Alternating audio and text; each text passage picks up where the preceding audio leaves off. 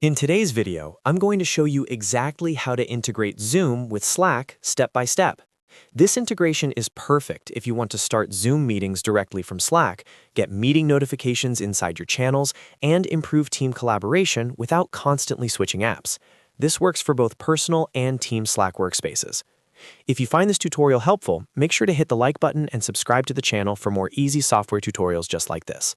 All right, let's jump right in. First, open Slack and make sure you're logged into the workspace where you want to add Zoom. From the left sidebar, go to the channel or space where you usually collaborate with your team. Once you're inside Slack, look toward the top of the channel view and click on the More option. This opens additional tools and features available for that channel. Next, from the menu that appears, click on Tools. Inside the Tools section, you'll see different options related to integrations and productivity features. From here, click on Apps. This will take you to the area where Slack manages all third-party app integrations. Now, click on Open in Slack Marketplace. This opens the Slack app marketplace in your browser or inside Slack, depending on your setup. The Slack Marketplace is where you can search for and install apps that connect directly to your workspace. Once the marketplace loads, go to the search bar and type in Zoom. As you type, you should see Zoom appear in the search results. Click on Zoom to open the official Zoom app listing. Make sure it's the verified Zoom app to avoid installing the wrong integration. On the Zoom app page, click on Add to Slack.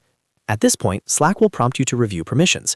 Zoom needs access to certain features so it can post messages, create meetings, and send notifications inside Slack.